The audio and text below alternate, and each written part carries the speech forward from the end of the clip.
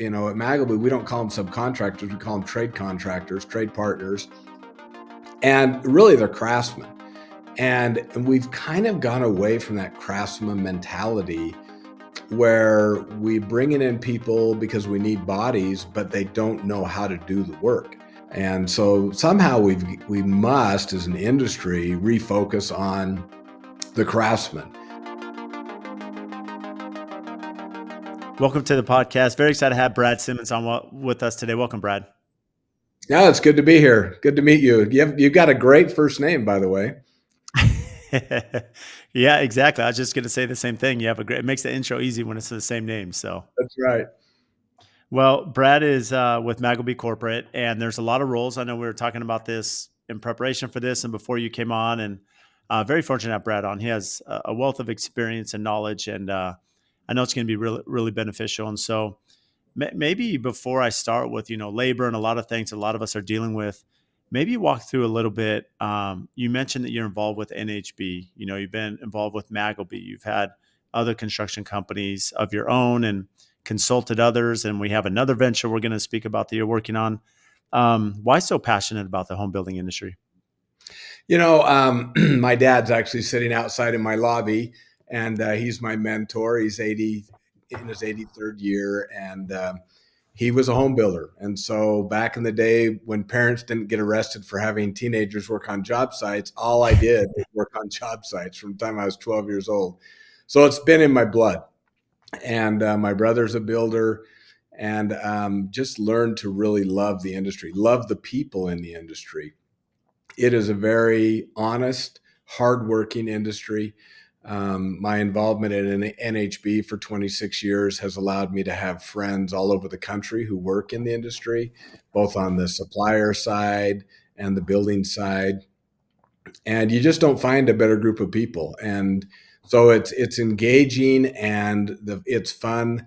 Recently walking some jobs up in our Sun Valley operation, and just being out there with the trades and talking to guys and looking at things and making sure that they're done right is just it's awesome. There's just nothing better than putting something from ground up and seeing it come to fruition. So I love it. Love the industry. I want to come back to the NHB angle that you mentioned, but Brad, maybe I'll go here. When you speak about that you've been involved since a young kid, your dad's here in the office right now. How has the home building industry changed? I know Magleby's, you focus on some all huge diversity of projects, some high end stuff, you self perform stuff.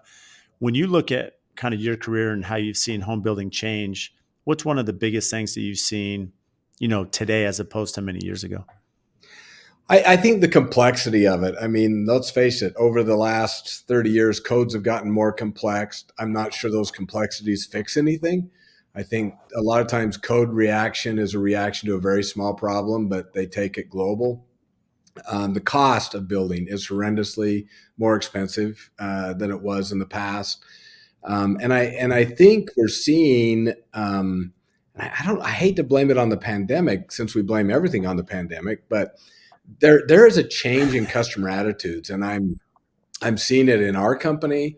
I'm seeing it with the companies I consult with, and I'm hearing about it from everybody at NHB. It's just like customers have all of a sudden gotten really hard, and where customers used to pay you, in the custom world where you have people paying cash, they'd pay you without questioning. Now they're just like questioning everything, withholding money over the littlest things, and it's just not the partnership that it was even a few years ago. And so as things get harder, it makes it even more expensive because we have to hire more people to handle the hard, and we can't find people to hire. And so it's a crazy time right now in our industry. I am lucky. Utah's economy is still very, very strong. Building business is good. Had a great January in our state. But there's those challenges, those underlying challenges are just making it harder for everybody. So as you look at that customer experience, and I think this has been pretty uniform to most people I speak with, I think a lot of my employees would agree just in networking groups. And so a lot of builders, I think there's a lot of challenges. I know supply chain has gotten better. We dealt with some really big challenges there for a few years. One big thing is labor. I know, I'm not sure how Utah is. I know Phoenix specifically, trades are still overworked. qualification and manpower is not as great. So we've seen kind of that come down over the years. You know, homeowner expectations, maybe our lack of setting them properly. I mean, there's a whole multitude here. How have you seen these other ancillary items, such as labor, such as supply chain, affect, that relationship with the client? Well, it's interesting because, like most things in life, Murphy's Law kicks in. We have a pandemic, we have supply chain problems, and the demand goes through the roof at the same time. If we had had a reduction in work like everybody thought we'd have at the beginning of the pandemic, the supply chain issues would not have been as big a problem. But that we're still hanging on to that. And the thing is, customers don't understand. And sometimes in our industry, as much as I love it, we're not really good at the customer experience. Um, so many times, I can't tell you how many times I tell builders, get signatures. Don't do anything without a signature. And yet we struggle, even at Magleby, we still struggle with that. It's like, I just went and bought a new phone yesterday. I had to sign a million papers to get a stupid little phone. And we're afraid to ask our customers to sign documents, change orders. We think it's an imposition to them, when in reality, we're just trying to keep the lines of communication open. And so I think we struggle in that area a little bit. Some of us are not very tech savvy. We're not the best accountants. And so we struggle with some of those very basic things that, make it a little smoother. So we kind of cause some of our own problems. In regards to the labor, our internal trade group a year ago had 75 guys and gals working for it. We're at 50 right now. And which drives down our revenue and our profitability, because the more people we have, we make money on people and what they do. We cannot, we advertise everywhere. Utah has a very strong economy. We cannot find people that want to come to work. We probably hire 5 and keep 0. I mean, most of them don't last a week. And so that is hard. And then you mentioned it, Brad, the quality. I've always thought of, at Magleby, we don't call them subcontractors. We call them trade contractors, trade partners. And really they're craftsmen. And we've kind of gone away from that craftsman mentality, where we bringing in people because we need bodies, but they don't know how to do the work. And so simple little things, cutting a stud to the right length so that you don't have a little gap even on an interior wall. It just makes a difference. And we just don't see that. And in some of the production world, maybe they're so busy or have been so busy over the last few years that maybe they've laxed off on quality. It was just get it done. But we're seeing a huge amount of quality issues that are frustrating for customers, frustrating for us. And so somehow we must, as an industry, refocus on the craftsmen, treating them the way they need to be treated. I was sitting next to a Toyota recruiter for Toyota Motors a few years ago, actually at a Skills USA event in Las Vegas. And after about 3 days, we became friends. She's a former Marine, retired Marine, and I was, my dad's a Marine, so like we connected on that level. And at the end of the day, she looked at me and just smiled and said, "Brad, you know what? Every time we go head to head for one of these kids out there, we win." I'm like, "What do you mean you win?" She goes, "Well, listen to this, Brad. We have break rooms with free food. We have air conditioning in the summer and heat in the winter." And I'm like, "Hey, we've got that. It's just reversed. We conditioning in the winter and heat in the summer." And we just laughed about it. But honestly, she's right. We still live in an industry that is outside work. We deal with the elements. And, do I want to be a framer or a mechanic? They offer benefits. How many people in our industry do not offer the basic 401k, health, dental, life insurance, vacation time, holiday pay? I don't know how it is in Arizona, but around Utah a few years ago, I taught a lot of continuing ed, and I asked that in every class. 90% of the participants in the class either did not receive those benefits or, as owners, did not offer those benefits to their team members. And Magleby always has. And Paul Magleby's done that for 25, 30 years as we approach our 50th year in business this year. But the industry as a whole doesn't. And so how do we expect to bring in the best? we set ourselves up to bring in the average, and then we have our wonderful politicians in Congress who have decided in the House of Representatives that they should cut all the Job Corps funding in the entire country, putting 70,000 young people that need a leg up out on the street again, and not training for these types of jobs. And I just visited Job Corps in Utah, in Clearfield, Utah. We have the largest Job Corps center in the country, and we HBI Home Builders Institute has 70 students up there right now in 4 different programs. And I just was thrilled that we have people learning to be electricians and learning to be HVAC techs and learning to be building maintenance people. And the program's got some efficiency issues. Let's fix the efficiency. Let's not throw 70 kids, a year out of the program. So there's a lot of things that are driving this challenge with labor, and there's a lot of good programs around the country, and none of them are even making a dent. We still need 250, 300,000 workers. I'm glad you brought that up. I think that Toyota example is pretty interesting because many of us have seen it's kind of multi-layered, the challenges, right? I mean, in high Mm-hmm. school, there's not trade school anymore. So it's not like kids have an understanding going to the trades. Everyone's driven to, you have to go to college, right? Without understanding the opportunities there. But to your point, it's hard labor. I remember, I think one of the, call it empathy, sympathy, whatever you want to say, as a general contractor. I worked as a sub. I grew up as an electrician. My dad was an electrician. My uncles were. And so I remember what it was like showing up to the job site with tools, whether it was hot outside, cold in the winter, as you mentioned. And, there's days you may be tired, you may be having a bad day, and you're out, you have to do physical labor that's pretty strenuous. And, you know, and, and there's a motivation side there, and it's really tough. It's kind of limiting. And I think your unique perspective, Brad, is that at Magleby, a lot of us general contractors are subcontracting all of our trade partners, and you guys are actually self-performing some of that work. And so, do you see an avenue? I know that Instagram and social media and the podcast and so many things we're doing is creating an understanding to the general public as much as we can. A lot of us are speaking. NHB is involved. We're trying to meet with young kids and take them around to show them the opportunities in construction. But what advantages? I mean, what can we do specifically? What you're doing at Magleby to like get people excited about the trades to come in and then figure out how you're going to train them and give benefits and all the things you mentioned that Paul's doing. I think the challenge is we need to get to the parents. Parents are the influencers, right? And anything we do, anything we try and sell, or we have to find influencers to support us. And we're getting with the kids. We're going out in the high schools. HBI Home Builders Institute has training programs all around the country and Job Corps centers on military bases in high schools.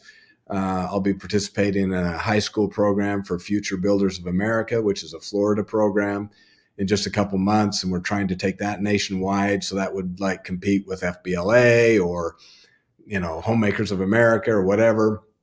But we need to get to the parents. The parents are the influencers, and we need to push the idea that our industry has the greatest ease of entry of any industry I'm aware of. You can own your own company. Some states don't even require a license.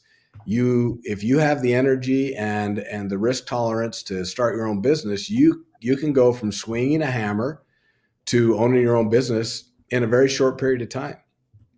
And it really goes back to you can do that if you're a craftsman, if you really love the industry and it's more than just a paycheck. And we see that all the time. My electrician started, with his dad, but he now runs his own electrical company. My best friend's son went through the apprenticeship program, owns his own electrical company, now has started his own home building company. I mean, no education other than the electrical apprenticeship program. So there's a huge ease of entry. They can make good money. And right now, I mean, we're paying laborers right off the street $20 an hour. That's a little over $40,000 a year to come sweep a house. And so the wages have definitely gone up. And that's important because we need to help people make enough money to survive in their lives. And then I think the other thing we could do as an industry is better onboarding, more training rather than just throwing them to the wolves. And we struggle with that in our own trade group. We need people so bad and everybody's so busy. It's like, here, grab this hammer and we'll teach you as we go. And maybe we need to spend a little more time up front helping them be ready. I know in our Dominican program, we require our customers to spend a full 2 weeks paying the new team members to learn U.S. construction. And that's because they know Dominican construction, they don't know U.S. construction. And so it's not optional, right? The customers have to pay them to do 2 weeks worth of study. And it really helps give them a leg up. And these are professionals, these are not craftsmen, but it's kind of the same concept. We need to be a little more thoughtful about that and understand there's a great framing company out of New Jersey that we do work for in the Dominican Republic, and they they spent several weeks in training, what I like to call discovery, human discovery, to help their team member before they threw him to the wolves and put him into the production line. And so that dedication, and I'll say another thing about this Nomad Framing back in New Jersey, but they called and said, we want to give our team member more benefits than you give your Dominican team members. Can we do that? We want to treat them exactly like we treat our team members here in New Jersey. And I'm like, great. And so they're really looking out for their people. And I think that's an area that we in our industry could focus a little more on. I'll never forget in my production days, and I won't tell you who it is or what company, but the owner looked at me one day. We were having trouble with a couple of team members, and he said, Brad, they're just cogs in a machine. Cog breaks, you just replace it, throw it out and get a new one. And that's kind of our attitude sometimes. And that's not a great attitude. These are people, these are families, these are lives, and they're building everything we ask them to build. So I think we need to ramp up our side to help them ramp up their side. Yeah, you make a really good point, Brad, because as you think about it, there's definitely a mentality of employers out there that think, hey, it's just find and replace, right? And it's a lot more challenging than that. And any company that really dives into the organizational side will see that there's a cost to replace, right? There's Right. onboarding and interviewing, and there's so much downtime, right? That you're not actually performing the skill that you're being paid to do. When you look at the training aspect, it's interesting because so much demotivation of employees and personnel is because they don't know what to do. They're not trained. They're not haven't been onboarded properly. Whereas, as you've mentioned here, just in this, what you shared is that by having a good training system, they're more likely to retain. They're more likely to come on. They're more likely to be successful and actually add to the company environment and to the product that you're putting out there. Right.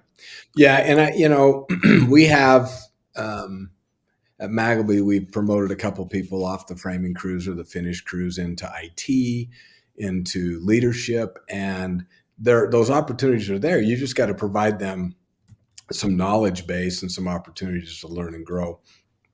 I know my first international builders show was right after I joined Woodside Homes, like in my first year, and I've been going ever since. And there's hundreds of educational platforms there, thousands of feet of displays. A lot of what I learned from those experiences, because the companies, all the companies I've worked for have allowed me to go and paid for me to go. And so that's really important.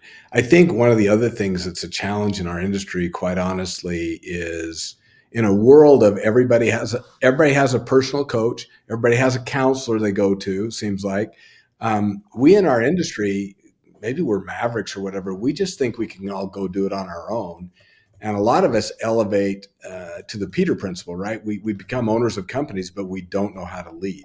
And we miss the very basics of leadership. And I know in my early days when I was president of a production company, I was a horrible leader. I mean, I look back at it now and I just shake my head. Did we make lots of money? Yep, we made a lot of money. But I was not a good leader. And really, that's where a lot of it is. And I mean, there's a guy named Charles Hardy from the 60s. He says, we've been talking about leadership for thousands of years and we still don't get it right. And I think he's right. We just struggle. There's a new book on the shelf every day, and half of them are written by people who've never really had to lead. And so again, I think we struggle with that as an industry, and I wish we could find a way to really ramp that up and really help, because most, like I said, the best people in the world, but if you don't know how to be a leader, even if you're the best person in the world, you're still going to struggle in your company. So walk us through, Brad. You mentioned the Peter principle there. Like, break that down. What that is for those that may not be familiar, and then also, you mentioned that, hey, I'm a much better leader today than I was years ago. What are some of the maybe key principles or things that you've implemented that have changed? So the Peter principle basically is a concept of promoting out a person out of their skill set. And we each have a capacity equation. We have certain capacity, and we have a stretch capacity equation. We can stretch, but we can't always stretch beyond what we can stretch. And sometimes we, either as leaders in our own company, promote people because they're there, and we promote them into a position where they do not have the skill set, or they do not have the stretch capacity to make it work. And then a lot of times in our industry, with the ease of entry, we just promote ourselves into a position where we're way beyond our skill set, and we don't think we can hire experts. I mean, it's been said a million times, the best leaders are people who surround themselves with experts that, have skills they don't have. Ezra Nilsson at Woodside Homes, he loved to design plans and help design communities. He had a huge company. When I left them, they were building 2,500 homes a year. They became the largest privately held builder in the country at one point. And he delegated, or like I like to say, entrusted everyone with everything else in his company while he focused on what he liked doing and what he was good at. And so we need to do that. My leadership, a lot of experience has how I've changed. A lot of hard knocks, the school of hard knocks, but also went back to school and got some formal education. I didn't get my bachelor's till I was 49, my master's at 51, and if I quit arguing with my professors, someday I'll have a doctorate in leadership, business development, or business. But the bottom line is learning and focusing on that, going to seminars, getting mentors. If you get a life coach, get somebody who knows, whose life's better off than yours, because a lot of the life coaches I've run into have more problems than you or I have. And so, but there are people out there that will help. I have a little consulting thing on the side, and I don't do it much because I'm way too busy, but I love just hanging out with builders and, being that set of eyes outside the forest that can say, hey, have you thought about this or that? And so that's a powerful way to engage. And the reason I'm talking to you today is there's a gentleman, Kalen, that loves your podcast, and I've been meeting with him, and he's a sponge. They're loggers out of Canada, came down to Utah and started a home building business, and but they are such a sponge, and in a year they have just really been able to fine tune things and take their enthusiasm and put it in the right energy slots. And so there's a lot we can do. There's a lot of resources out there. We just need to engage them. And sometimes to be honest with you, we're too busy. I find this all the time. We're so busy doing the day-to-day work, we don't have time to do the fine tuning. And a lot of things fall through the cracks. So how have you seen, in addition to leadership, and you mentioned the fine tuning, evaluate your business, right? And not letting things, fall through those cracks. But when you think about company culture, you've been involved in so many businesses, you're consulting so many businesses. What are some of the metrics? What are some of the examples that have created excellent company culture? I mean, what's different about those companies that you've seen from afar that are really strong in that category? Well, I mean, cultures develop whether you are leading the culture or whether you're just ignoring it. There's always a culture. And the best cultures I've found are cultures that treat their people well. And I'm not talking about overcompensating them. I'm talking about just generally treating them well. Um, and creating an environment where your people can go do what they do best. And that's why I like the word entrustment rather than delegate, because really you need to find a spot where you can trust your team to do their jobs and not worry about necessarily how they get it across the finish line, but worry more about the finish line. And this has been a concept that's really hard for me. In my early days, I micromanaged everything. I had to be done Brad's way. And I've finally gotten to the point where I set out a finish line and say, let me know how you're going to get there, but let's, go for it. And you have to be willing to suffer some risk or have some risk in that. And but what I find is most of the time people get it across the finish line their own way, and it may not be pretty, but they get it done, and they learn along the way, and next time they'll do it better. And we I think we struggle in our industry a little bit with that, and with our culture, because we feel we're workers, right? We're the people that are in the trench. We're doing the work, and we tend to want to make sure everybody does it exactly the same way, and we don't need to do that.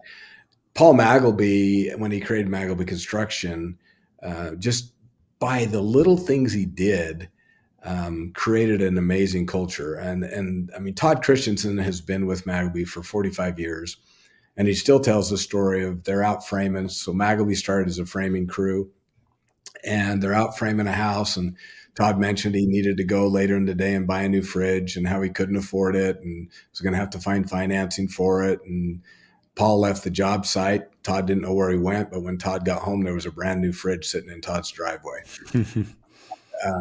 Todd, 45 years later, still tells that story. Um, we had a team member who was trying to get his citizenship and couldn't. It was a framer, couldn't afford it. Our superintendent called and said, "Hey, Brad, Marco wants to get his citizenship. He's eligible, but he can't afford the fees. Is there any way we can help him out?" And about 8 months later, I was sitting in a swearing in ceremony with Marco and his family, and he became a U.S. citizen. And you know what? He still talks about that. So it's those little things we do, keeping our ear to the ground. Um, that's more important, I think, in the cultural side than anything. Magleby has an internal slogan: "Professionals dedicated to building excellence." So we've actually trademarked, and that's hanging on our wall, but we don't really put that out there for the public. It's more about who we are inside and creating that culture. But I really think just doing the little things, paying attention, is as important for a culture as anything. Everybody's going to have their own slogans and stuff, but taking care of your people, being reasonable. I mean, you don't have to be taken advantage of to be nice to people or help them out. And they are really the ones who do the work. When you think about it, you and I probably sit in an office more than we are out on the job sites, and we go to meetings and things like that. But it's the guys and gals out in the field that are carrying the load. They're the ones that make us all the money. We stand on their shoulders, and so treating them well, I think, is the number one cultural thing that we need to do. It's such great perspective when the examples you gave about purchasing the refrigerator and the citizenship. And I think there's a lot of applications both internally and externally, and the fact that if you're paying attention to the customer, if you're paying attention to your employees, ear to the ground, you're going to pick up on those things, right? That you can recall and use and help and catch and whatever it may be that separate you from everybody else. And there's a couple points too that I've never contextualized or thought about as it regards company culture. And I wrote these down because you said, hey, early on you said, Brad, if people are overcompensated for their role, right? That's one thing. You use the word entrustment, right? And trust in them, and then also you mentioned promote over their skill set, which you said early on. And I thought that's interesting because as you look back, all of us have our skill set and capability and knowledge and understanding of our, and if they're promoted too fast or to a leadership role or to something that they're not, for lack of a better word, qualified for, it puts them in a position where now they're exposed and people become frustrated. And so things can start to separate at the seams and break apart. Right. Yeah. And, we've been talking a lot at Magleby. Magleby's a really big business. We have 350 employees. We have businesses in 3 foreign countries. We talk a lot about the fact that excellence becomes average really, really fast if you're overloaded. And so even if you have the capacity or skill set for a job, if you're overloading someone, let's just say, for example, you take your remodel vice president and you promote him to company president, but you keep him on the remodel team too. So now he's got remodel, but he's also running your company. Is that even reasonable? And that happens all the time. And it's it's kind of happening to me right now, and I'm kind of trying to figure out how to do it because I just got asked to step into our Sun Valley group and help, and Mhm. it's not like I have extra time every day. And so we do that because maybe we're in a point where we are at the end of our rope. We don't know what to do, so we'll go to this person because they've done a good job in remodel and make them president of the company too. But we don't consider the fact that we just overloaded them to the point where their excellence performance of the past is going to become the average of the future. And so we've got to be careful with that. I'm a big planner, big strategic planner. I like to plan way ahead, and maybe we need to do that. Maybe we need to think down the road. Oh, we're growing, and we need somebody to take over this, so we can. But let's backfill and get somebody to take over remodel, and we just have to do a better job. And that's really all about leadership. Leadership really is different than managing. Leadership is about vision and about seeing the big picture and planning and preparing for things, where management is more the nuts and bolts. How do we get this across the finish line every day? And I think we're pretty good managers. We struggle on the leadership side. So how has that looked? I mean, you mentioned that Maggleby's working in multiple countries. I mean, you've referenced there in multiple states. Organizationally, how has Magleby grown to do that? And I'm sure you've been a big part of that as well, Brad, to be in different areas. And there has to be a level of understanding, company culture, as you mentioned, training, systemization, protocol. I mean, all these different things to work in these different environments that are completely unique to each other. Yeah, and unique environments require unique approaches too. So we do have a pretty good corporate group that works. Right before this meeting, I was on our corporate weekly huddle with all the presidents and vice presidents of the different groups, and so we strive to address the local conditions while providing corporate structure. And the corporate structure is is focused on training, accounting. It's global accounting, training people, systemization, forms, legal, those types of things are more corporate level. And then, how we build the houses really is going to be done by the team in that area. And finding good people. We've been very, very fortunate to find some really good people who have stepped up and been able to lead our groups. Sorry, I thought I had all that turned off, but so so that's really the important part. Again, you've got to, like, we have a plant in Mexico that does commercial cabinetry, and we can't be there every day. We have to entrust the managers to lead that group. And I lead a group down in the Dominican Republic, and I'm there 2 weeks a month. I'm not there every day, and I have to be able to trust the team that they can take care of that and do everything they need to do. And that was my assistant, like, calling me and then sending me 6 WhatsApps. So, but you can get it done, and it's surprising when you trust people, the right people, when you trust them, how well they can do. And I will tell you that you still have to be in the trench. I mean, when I was president of Woodside Homes, Utah, I would spend every afternoon. Mondays were in the office, but every other day of the week, I was out in the field every afternoon. I'd spend the morning in the office. You can delegate that crap in the office. Being out in the field, talking to the guys building the houses, talking to the salespeople in the model homes, was by far more important. It's taken me a long time to learn and look back at the good things I did as a leader, and that was one of the good things, just being out and listening. Right now, we have 50 team members in Dominican Republic, and when I'm in town, or even when I'm not in town, they have 100% priority. My assistant knows she can change anything on my schedule to accommodate a team member that wants to talk to me, and it goes a long ways. And as leaders, we have to be prepared to deal with everything, because our team members do not live in our companies. Our companies are a small part of their lives, and probably one of the more controlled parts of their lives. And so we have to deal with everything that's going on in their lives and be ready to support them in everything. And, that can be medical, it can be family problems, it can be friend problems, who knows? I mean, we all live in that world, and we come to work and we can't turn off that external world. So we have to be ready as leaders to step in and help with everything. Walk us through when you mentioned, I mean, you're there 2 weeks a month. I know when we were coordinating schedule, you're there in the Dominican Republic. Walk us through that venture, what it entails. I mean, you have a lot of employees down there, kind of specialty purpose. Yeah. So again, most of what we're doing at Magleby all over the place are accidental opportunities. We're in Sun Valley because the holding said, one of our Finnish carpenters was working on their hotel in Salt Lake and stayed late, and Mrs. Holding saw him, and she called and said, will you go to Idaho and build stuff for us? So really, because of it, one Finnish carpenter that was going the extra mile, we have a $20 million a year company in Sun Valley, Idaho. So the Dominican Republic is very similar. Brigham Young University's construction management program has a relationship with a university in the Dominican Republic called Intech.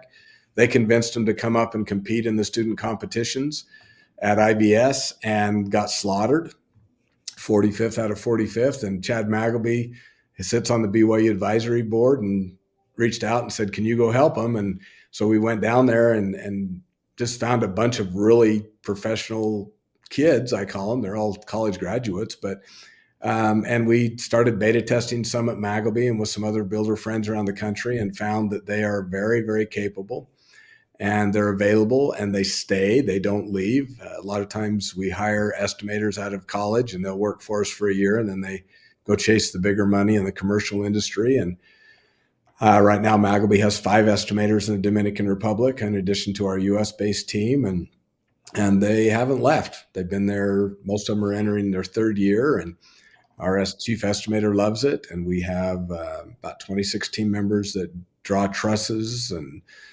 floor trusses, wall sections, not wall trusses, but for 84 lumber, we have EWP designers, we have commercial estimators, we have accountants, we have personal assistants, we have social media managers.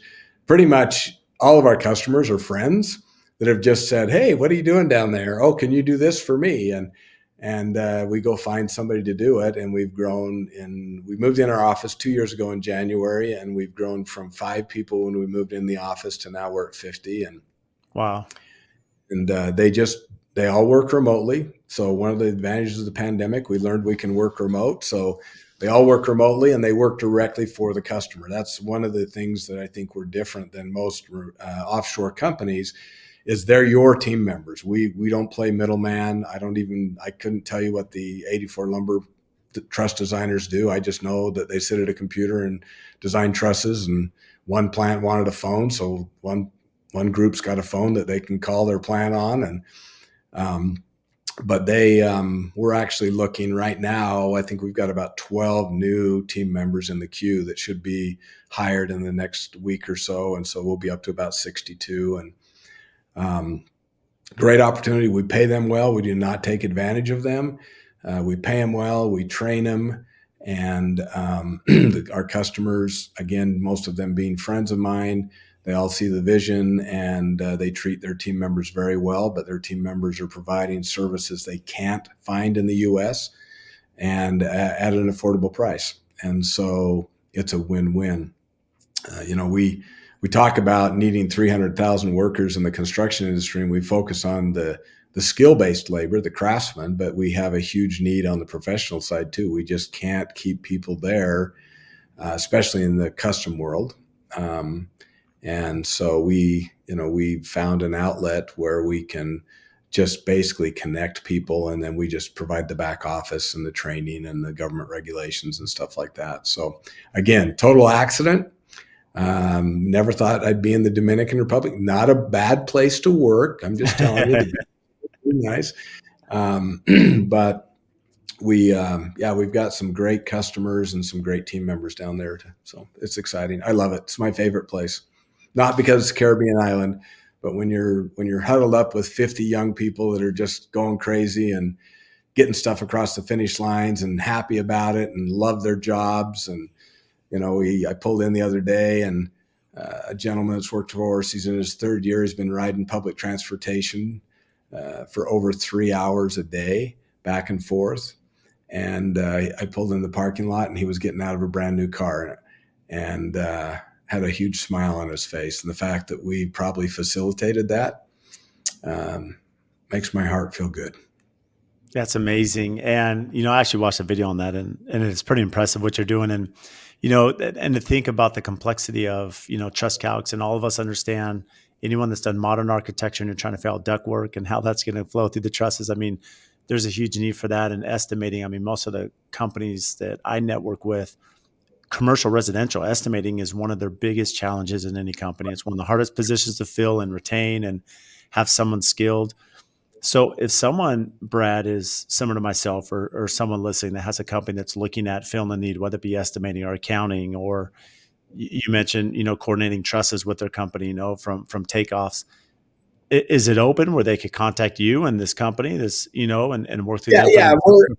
I do have an exclusive with 84 Lumber on truss design only, because there's some things they do that they Are don't necessarily unique. want the competition to know. But all the other positions are open. It is a full-time obligation. We don't have any part-time. You got to have enough work to keep somebody busy full-time. But and I didn't mention, we do visualization. We have a small team down there. That's our only real product that we actually manage the visualization. But again, that's just a friend of mine who's a designer who needed some visualization, and so we hired one, and now we're up to four, and so we're just trying to help people. So yeah, if we can help it, I will tell everybody right now, I do require that you come down to the DR 2 times a year. That's right in our contract. I It's a like that. short flight. You got to be there. You got to be in person. Maybe that's Brad, the old guy, but there's so much difference. Scott Remick from 84 Lumber is down there 4 or 5 times a year, and several of the 84 Lumber team members from Pennsylvania are down there several times a year. And we see the huge difference it makes to have them be there and sitting side by side. Our Magleby chief estimators down there 4 times a year. And so we accommodate that. We've got a condo you stay in. We pick you up at the airport. We try and make it really easy. And again, we're just a bunch of dumb construction guys. We're not like a people company. We're learning as we're going, but we're having a lot of fun doing it and getting some work done. So it's exciting. Well, you mentioned that, all this vast experience you've had and all these ancillary companies. I mean, there's a lot of management there. I mean, there's a lot that you're coordinating, and a lot behind the scenes. I mean, mine's kind of blown listening to the details there, and what you have to manage, Brad. You mentioned your involvement with the NHB, and that role could be growing. In your opinion, Utah has a really strong NHB, right? And Arizona, at least my experience has been not as strong. You have these markets, you have a phenomenal parade of homes, um, good involvement locally. You mentioned, from Job Corp, right? You guys have one of the biggest ones in Utah. Why why is NHB struggle maybe in certain areas of the country? Kind of what's their focus? How is that going to be changing in the years to come? So NHB is a federation of local associations, and really they provide resources for the local associations, but they're not running the locals. And recently, I serve on a committee called Association Planning, and we rolled out some really great things. I'm not sure the membership knows yet, but NHB is starting to do a lot of things for free that they were charging for in the past, which is exciting as they can help locals. But like Arizona, you don't have a state association. You have a couple of locals. I think you have 3 locals. Um, but so having a state association helps bring everybody together. There are resources at the national level that can help the local associations. But really, NHB is a facilitator. NHB's greatest contribution to our industry is the government affairs, what we do on the Hill. We have a desire to build affordable homes and build for our nation, but there are a lot of people out there who have different opinions than we have, and so we've got to be at the table all the time, and we have to fight the battles all the time. And so that's a big part of what NHB does. In addition to the International Builder Show, which is coming up in a few weeks, which is an amazing event. That will be a really good show this year. It's going to be busy. Last year we had people say it was too busy. It's going to be busy. It's going to be busy this year, and we're grateful to the folks in Las Vegas who added a whole new convention wing so we can spread out a little bit. But yeah, it's going to be a great show. So NHB works really hard, but it really, to be successful, it's about the local level. And And I'll just tell you, just like anything, if you get a great executive officer to run your association, so the volunteers can be volunteers and run their businesses and help out when they can. That, to me, that's where the difference is. Um, and my local association, Utah Valley Home Builders, is really lucky. We've got Steve Caldwell, who's an amazing executive officer, and someday he's going to die in that position. I think he's like 90. No, he's not 90. He's in his late 70s, and he's still going strong. But yeah, I think it's really about the local leadership. National can be a support, but they're not going to run your day to day. Yeah, just like everything. I mean, you're going to get as much out of it too as you put into it, which is part of it. Um, Career side from you, I mean, your passion for the industry, we kind of started there, Brad, but you've had vast experience, from Woodside to Cottage to now Magleby. Walk us through those different chapters. What changed, that kind of led you to those next opportunities?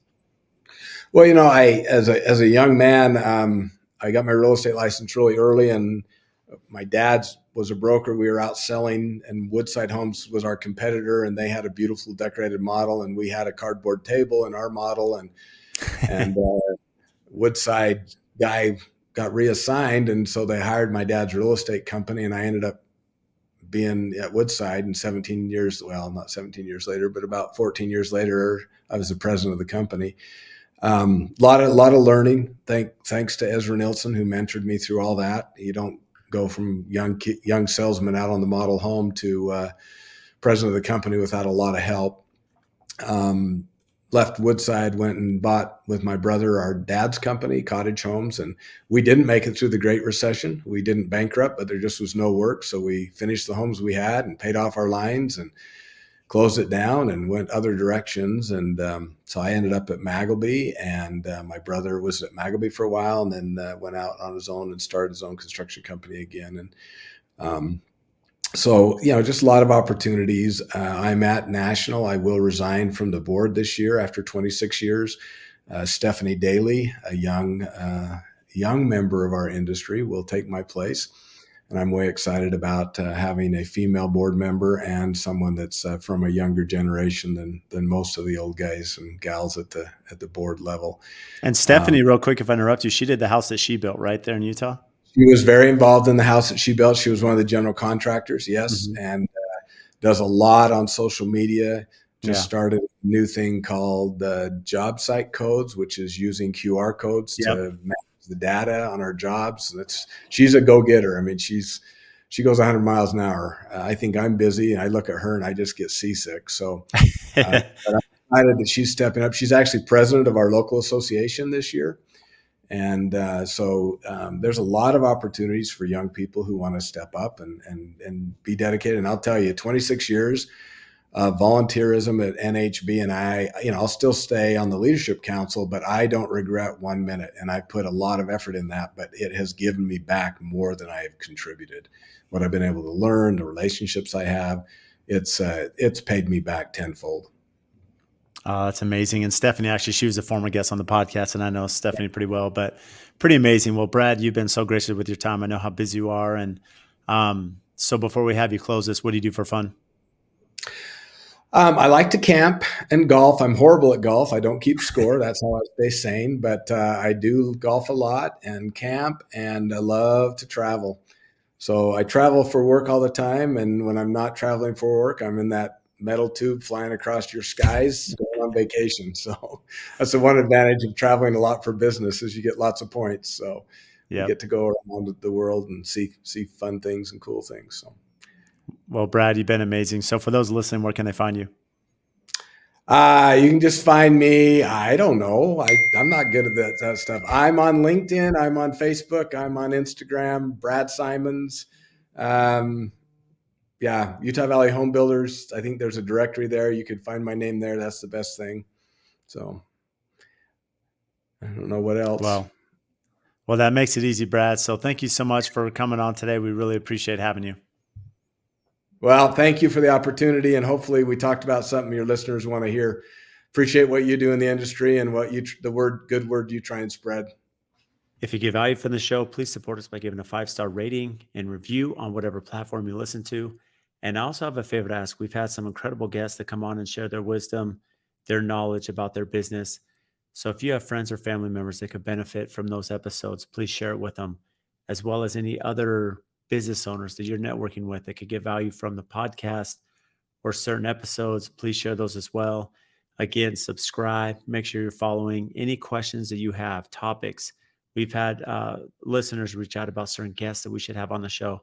Again, brad.l@aftconstruction.com. Email me for topics to address, guests that we should have on, and even if you think you'd be a great guest for the show. So, again, thank you for all your support, and we'll see you next time.